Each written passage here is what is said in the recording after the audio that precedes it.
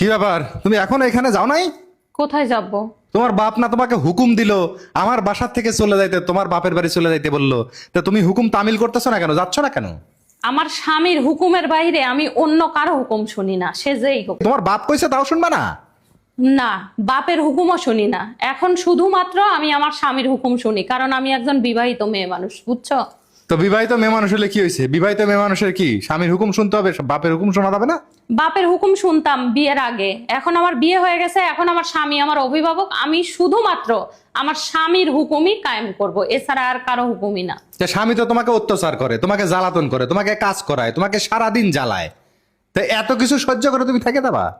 শোনো, স্বামীর সংসারে কাজ করেও শান্তি, কারণ এটা নিজের সংসার। আর বাপের বাড়ি যায় 10 দিন থাকলে ওই 11 দিনের দিন ভাইয়ের বউ দুইটা কালো মুখের কথা শোনাবে, বাপ ভাই সবাই শোনাবে। ওইটা শোনার থেকে স্বামীর বাড়িতে মাইর খেয়ে পড়ে থাকাও ভালো।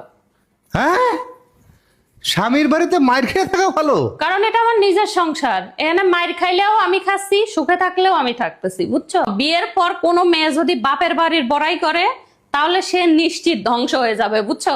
কারণ বিয়ের পরে একটা মেয়ের পরিচয় কখনোই বাপের বাড়ি দিয়ে হয় না, তার স্বামীর পরিচয়ে মেয়েটা পরিচিত হয়। তাই আমি কোনো ভুল করতে চাই না, একমাত্র আমার স্বামী যে হুকুম দিবে সেটাই আমি পালন করব।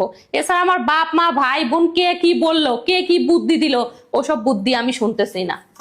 স্বামী যদি তোমাকে হুকুম দেয় যে তোমার বাপ মায়ের সাথে কথা বলা বন্ধ করো, তখন কি সেটা হুকুম শুনবা? চেষ্টা করব স্বামীকে বুঝায় বলার, যেহেতু বাবা মা আমার, তারা আমাকে জন্ম দিছে, লালন পালন করছে, তাদের সাথে যোগাযোগ রাখার জন্য স্বামীকে চেষ্টা করব রাজি করানোর। রাজি না হইলে রাখবো না।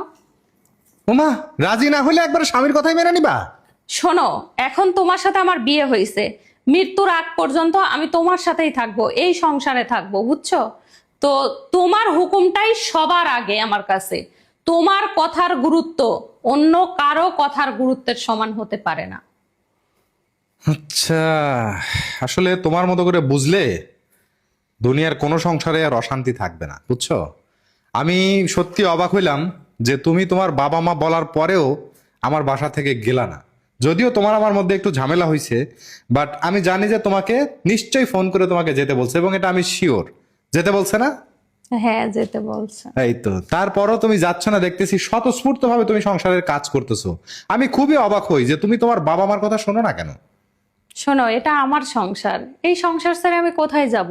বাপের বাড়ি গেলে 2 দিন 5 দিন থেকে আবার এই সংসারেই ফিরে আসতে হবে। আর তোমাকে ছেড়ে কোথায় যাব বলো? তুমিই তো আমার একমাত্র আপনজন এখন। এই জন্যই আসলে শত রাগ করে হলেও তোমার প্রতি আসলে রাগ করে থাকতে পারি না, বুঝছো?